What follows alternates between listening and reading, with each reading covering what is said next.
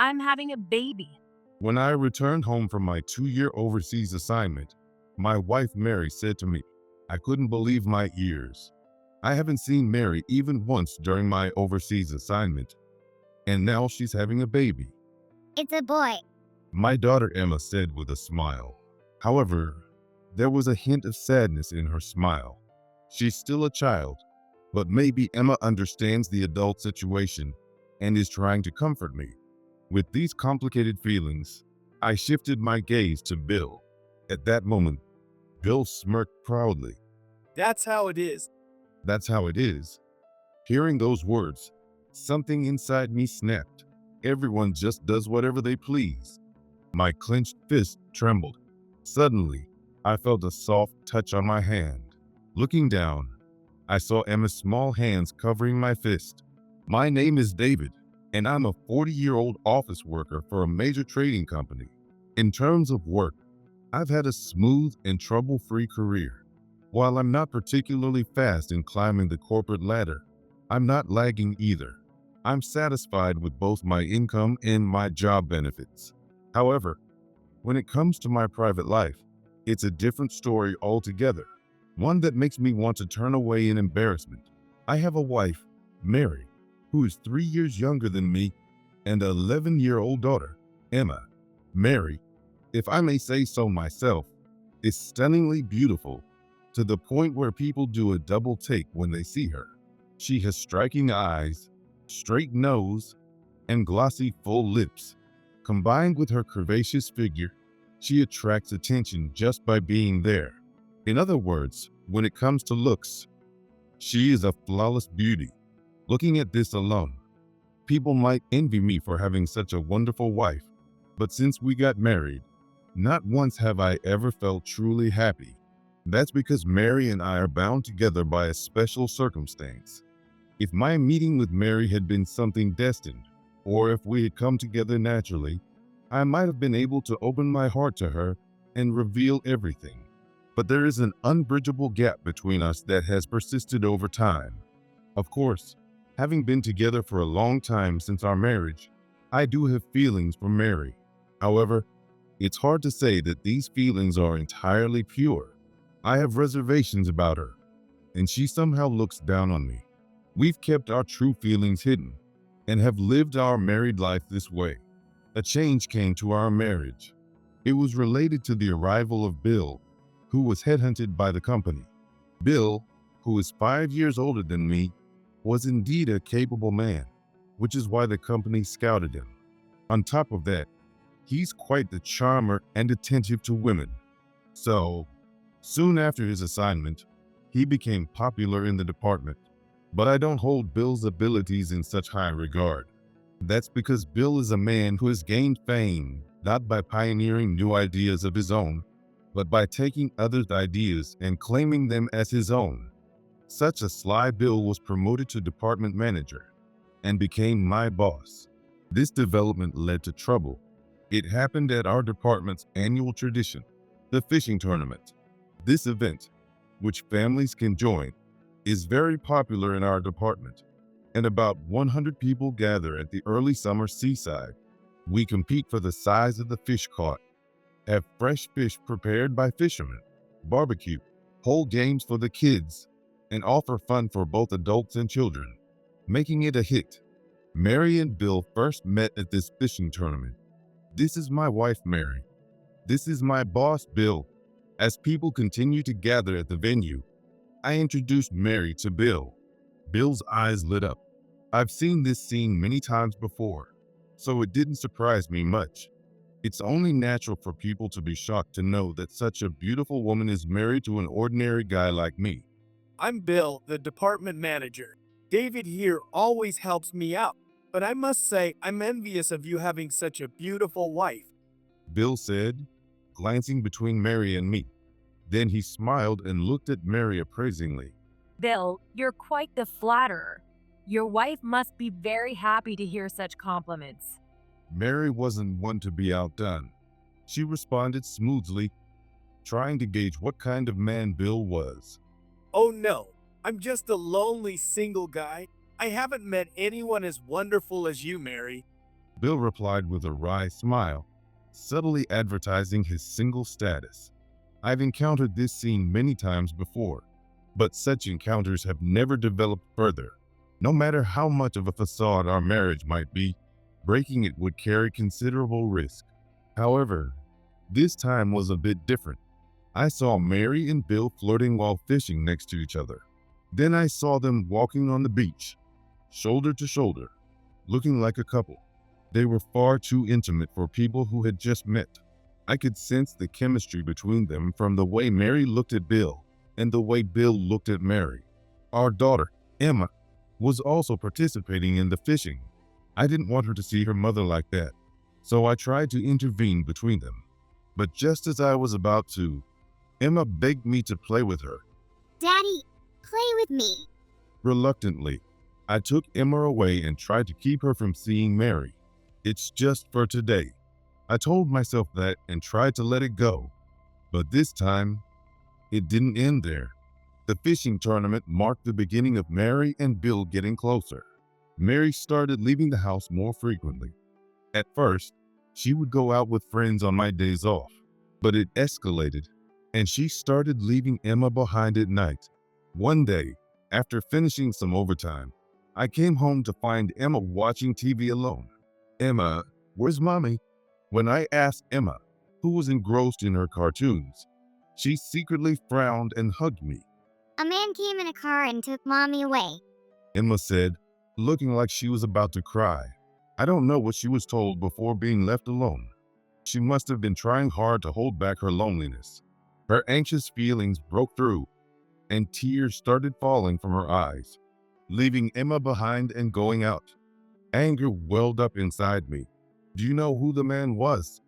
When I looked into Emma's innocent eyes and asked, she nodded. The man who held Mommy's hand at the beach. Emma said in a small voice. The man who held her hand at the beach. It was Bill. She left Emma to meet Bill. I didn't know who initiated it, but either way, I couldn't let it slide. I confronted Mary when she came home late that night and, fueled by anger, yelled at her. Where have you been this late? Don't yell at me at this hour. It's my business where I go. Mary said shamelessly. Emma is only 11 years old. Don't you think this is irresponsible? I usually spoke cautiously, but this time I couldn't hold back my feelings. Maybe Emma's tears from being left behind were etched in my mind. Then you should come home earlier. I've been babysitting all this time. It's about time you took care of her too. Mary lashed out to justify herself. I don't mind taking care of Emma. She's attached to me, and being with her warms my heart. But it's wrong for me to take care of Emma just so Mary can cheat on me. You were with Bill, weren't you? Emma told me. Mary, are you having an affair? I questioned her with a burning throat, and Mary glared at me with contempt. An affair? Who knows? Why don't you ask Bill yourself? Mary said defiantly, and disappeared into the bathroom. From the bathroom, I could hear her humming and the sound of the shower. I felt utterly disgusted. My anger towards Mary, my disdain for Bill, and the resentment towards the man who had forced Mary onto me all mixed together, stirring my heart. Daddy, are you okay? I noticed Emma peeking out from her room, looking at me with concern. Emma, I'm okay. Let's sleep together tonight. I forced a smile onto my tense face and bent down to face Emma. She grinned and buried her face in my chest. Emma's presence was my only solace. I didn't confront Bill about this matter. Exposing the fact that my boss was sleeping with my wife wouldn't improve my situation. Bill is overwhelmingly popular at the company. I've risen quietly through the ranks, with few enemies, but also few allies. If I angrily confronted Bill, people would just laugh at me as the tragic guy who married a woman out of his league. So, it's better to turn a blind eye to their relationship, fulfill my duties as an office worker, and pour all my love into Emma. I thought this way to protect my mental state. However, things took a turn for the worse. Suddenly, I was assigned to work overseas. The assignment was in France for 2 years, and it was Bill who made the decision. David, your skills are needed for this project. I know it'll be lonely to leave Mary behind, but please endure it. I didn't miss the smug look on Bill's face. He was sending me overseas to have free reign with Mary. I could see right through his plan. Even so, if it weren't for Emma, I might have accepted it easily. It would be a chance to forget about the troublesome Mary and Bill and immerse myself in work. But leaving Emma behind and going overseas was unbearable. If I left, Mary and Bill's relationship would become more intimate. If that happened, Mary might not hesitate to act in front of Emma. Even though she's a child, Emma is in her elementary school years. She wouldn't be oblivious to her mother's actions with a man who isn't her father. I requested to take my family with me for the overseas assignment. However, Mary refused. Emma is in elementary school. It would be too hard for her to leave her friends and go to France. Mary's argument was valid. In a normal family, there would be no disagreement. But ours isn't normal. Can you protect Emma while I'm in France? You can't just leave her alone and have an affair with Bill. I knew it was pointless to say this, but I couldn't help myself. You're disgusting. Bill and I aren't in that kind of relationship. Stop imagining things. It's really gross. Mary insisted she wasn't having an affair, and I couldn't push her further. Each argument with her left me feeling more and more empty. In the end, I had to go to France alone. On the day of my departure, Emma said to me, Daddy, I'll be okay. Work hard and come back soon. Seeing Emma's brave face, I couldn't stop the tears from welling up. I'm sorry for being such a weak father who can't protect you, I whispered in my heart and quickly closed the front door so Emma wouldn't notice. My work in France was extremely demanding.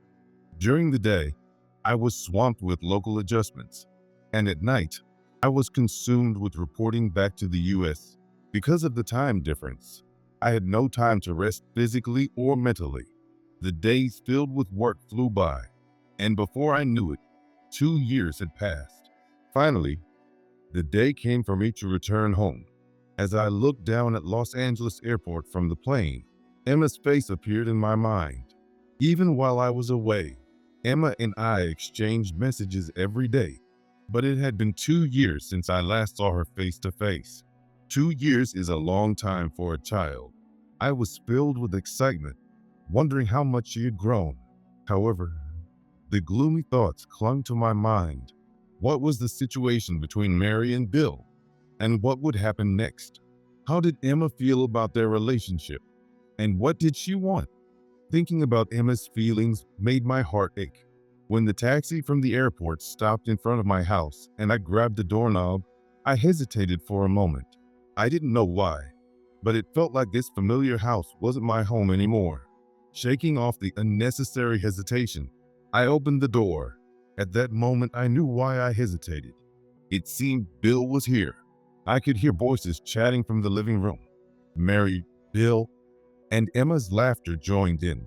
After 2 years, I felt like I was the only one left behind. Each step toward the living room felt incredibly heavy. Should I just quietly leave? No, I can't. This is my home. I almost succumbed to guilt, but steeled myself and stepped into the living room. Oh, welcome back. You should have rung the doorbell instead of coming in quietly. Mary said, turning her head towards me while still lounging on the sofa. David, you've done well. It's good to see you looking well. Bill said, acting like he was the master of the house.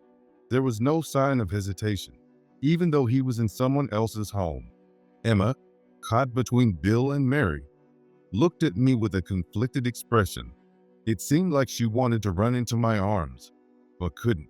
Seeing the three of them together, I didn't know what to say. Then Mary, with a defiant smile, rubbed her belly. I'm having a baby. Mary said nonchalantly. I couldn't believe my ears. I couldn't understand what she meant. But then I noticed that her belly, under the blanket, was swollen. I haven't seen Mary even once during my overseas assignment, and now she's having a baby. My heart froze, and I was at a loss for words. Then Emma said to me, It's a boy.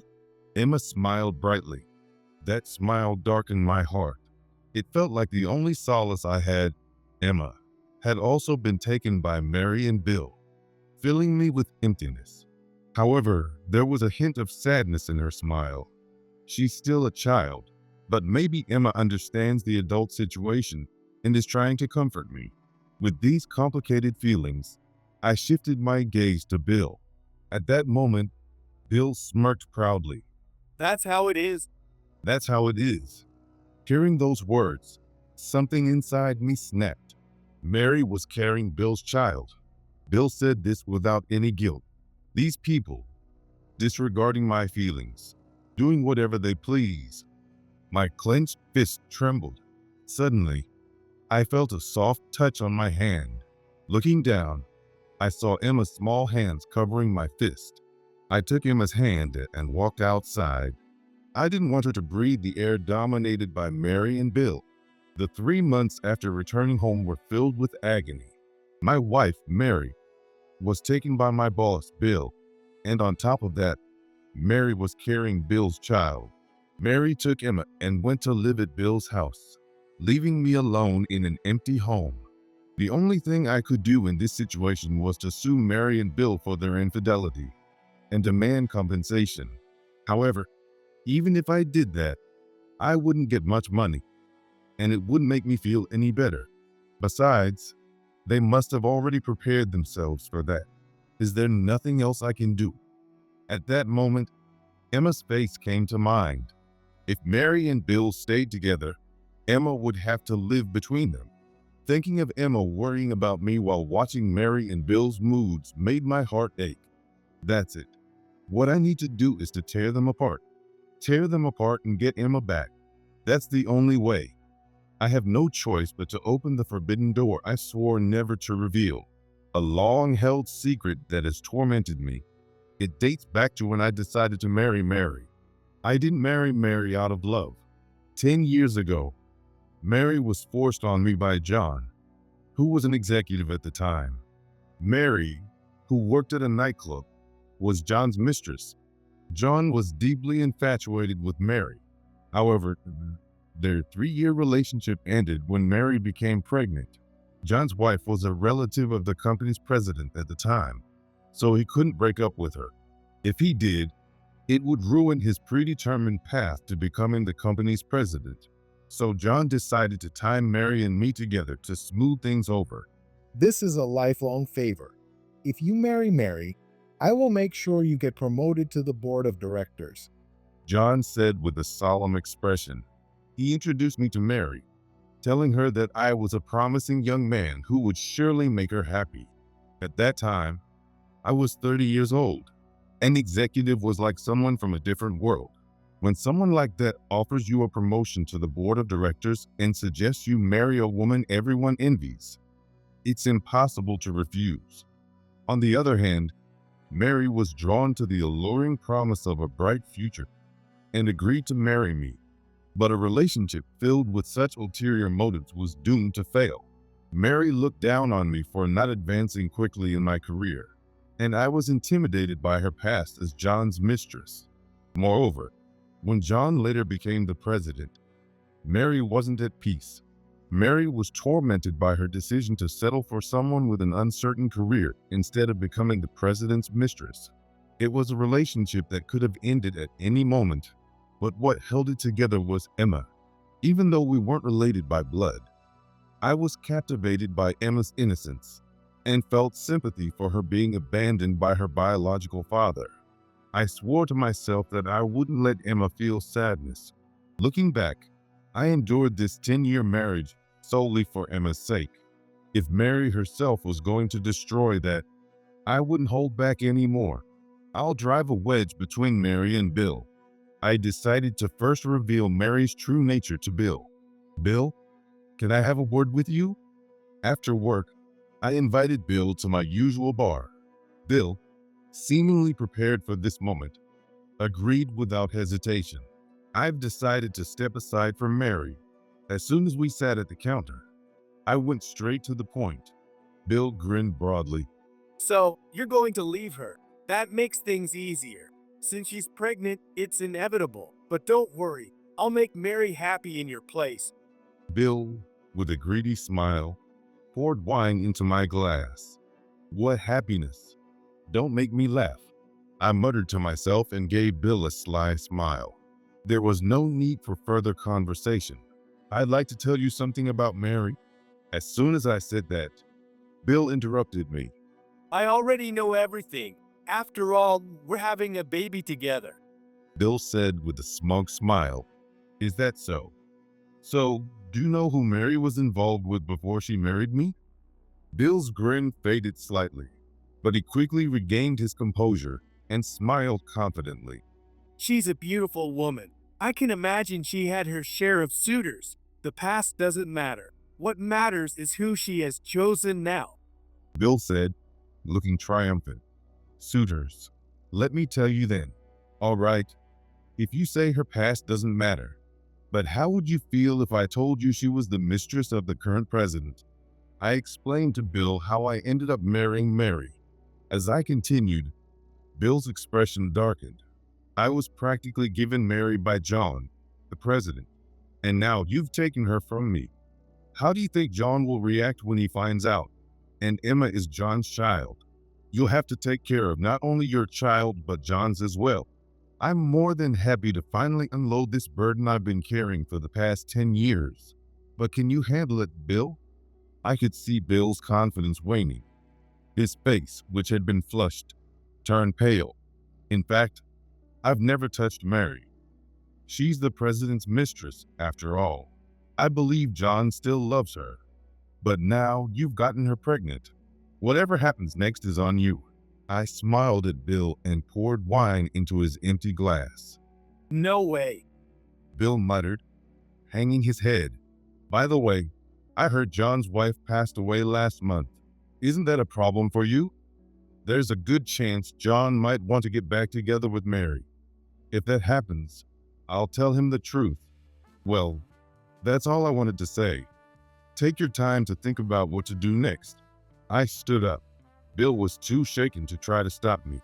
Looking back, I saw Bill, head down, clutching his empty glass under the spotlight at the counter. A pale-faced Bill. It wouldn't be long before he broke things off. When that happened, Mary would be devastated too. 3 months after returning home, Bill and Mary's relationship came to an end. The next day, my phone rang. It was Mary. Hey, what did you tell Bill? She screamed angrily. Bill must have told her they were breaking up. What did I say? I just told him the truth. I replied in a nonchalant tone. That's awful. You promised to keep this a secret. Mary's shrill voice pierced my ears. I picked at my ear with my finger as I retorted. Even if I kept quiet, it would have come out eventually. Didn't you both prepare for this? It's pathetic that Bill is backing out over something like this. Mary was speechless. So what did Bill say? At work, he seemed out of it, his eyes wandering. Did he run away from home? I pressed her while she was still flustered.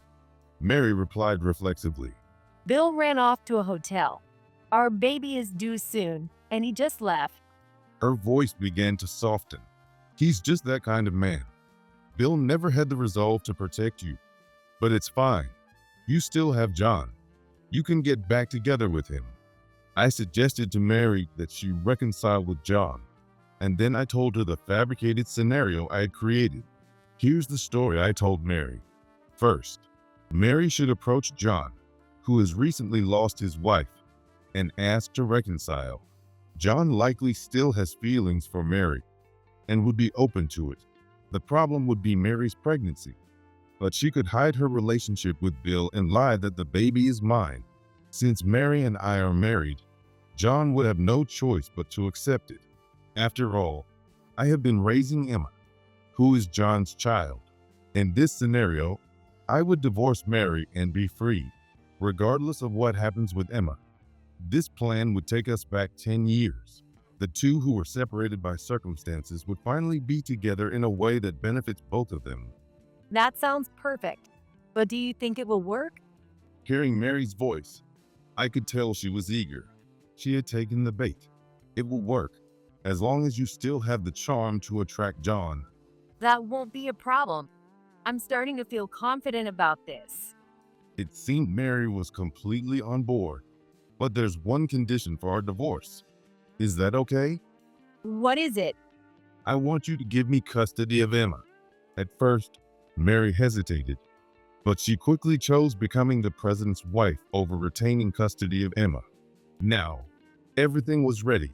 I smiled and hung up the phone. Then things proceeded just as I had planned. I quickly finalized my divorce from Mary and secured custody of Emma. Armed with this fact, Mary asked John to reconcile. Although John was initially confused about the upcoming baby, he accepted Mary's explanation that it was my child. I would raise Emma, who is John's child, and John would raise the baby that is supposedly mine. It's a bit complicated, but John felt a sense of guilt towards me, so he accepted it. As long as I kept quiet, Bill would remain in his position as department manager, and Mary would enjoy her life as the president's wife. John would finally achieve his unfulfilled love with Mary, and I would live with my beloved Emma. Everything would fall into place. However, I'm not that kind-hearted. I couldn't bear working under a despicable boss like Bill, or watching Mary flaunt her status as the president's wife.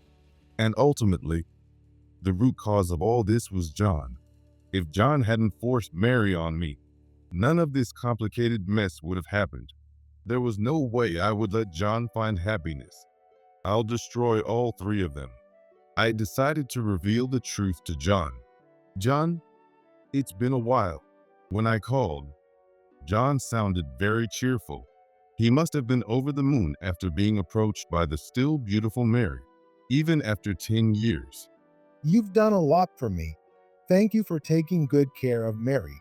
I was quite surprised when I heard she was pregnant with your child, but considering her beauty, it's understandable that living together would lead to that.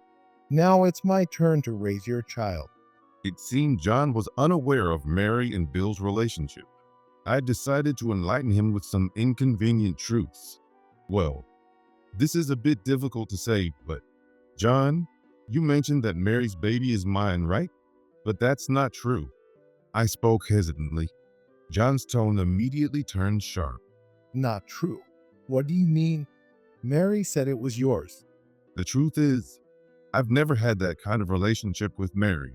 I thought this day might come, and I've kept my chastity. As soon as I finished speaking, John yelled. What? Even though he was older, his fiery personality hadn't changed. Then whose child is it? John's voice grew even louder. It's very hard to say, but it's Bill's.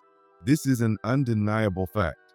My daughter, Emma, said Bill was frequently visiting our home while I was overseas, and I heard it directly from Bill himself. He bragged, "He'll make Mary happy in your place." So Mary and Bill were having an affair behind my back. I spoke with a serious tone, and I heard something being slammed on the other end of the line. It seemed John was furious. That Bill. I brought him into the company, and he dared to do this. John's words were filled with anger.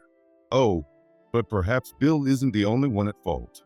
Even though Mary knew Bill was the father, she lied and said it was mine to pressure you into reconciling. She was frustrated with my slow career progress and turned to Bill. But when she learned that your wife had passed away, she shifted her focus from Bill to you. It seems that for Mary, it's not about who the person is, but what title they hold, I said, sounding as deferential as possible. And John groaned in response. Mary doesn't love John. She is only infatuated with the title of being the president's wife. It seems my hinting at this struck a chord. Sorry, I shouldn't have said so much, but I couldn't bear to see you in the dark, John. As I said that, John cut in. That's enough. That Mary. She made a fool of me. I was an idiot for falling for a good-looking woman. John spat out his words in disgust. The brightness in his voice from when he was excited about reconciling with Mary was gone, replaced by a dark and somber tone. He sounded deeply disheartened. I struggled to suppress the laughter bubbling up inside me. Bill had incurred John's wrath. He would surely not get away with it and would face punishment from John. Mary's attempt to reconcile by lying and deceiving him was also hopeless, and John himself is depressed because the happy life he was picturing fell apart. All three of them got what they deserved. I cheered inwardly, clenching my fist in triumph. After that, Bill, having incurred John's wrath, was sent to a remote overseas location. He was transferred under the pretext of opening a new branch, but the location was a barren place where he would have to set everything up from scratch, essentially a demotion. It was highly unusual for someone of Bill's rank to be transferred in such a manner. This led to various speculations within the company about what Bill might have done. Those who saw Bill off at the airport described him as utterly dejected. As long as John remained president, Bill's career in the company was finished. Meanwhile, Mary, who was now in her final month of pregnancy, failed in her attempt to reconcile with John. Dreaming of becoming the president's wife, Mary returned to her rural hometown with a large belly. With Bill exiled overseas, my divorce from Mary finalized, and Mary, abandoned by John, had nowhere to go. Returning to her estranged parents, who she had severed ties with, must have been a huge blow to her pride. Incidentally, John didn't tell Mary that I had informed him. Your much vaunted beauty hasn't stood the test of time. Up close, you're full of flaws. I'll find someone more beautiful. John, trying to sound as strong as possible, had cut ties with Mary. His twisted pride, insisting it wasn't jealousy that led him to abandon her, might have driven him to say that. Mary called me several times, but I blocked her calls. Emma, what do you think about Mom? I don't like her because she makes Daddy sad. Emma said we shouldn't get involved with her anymore.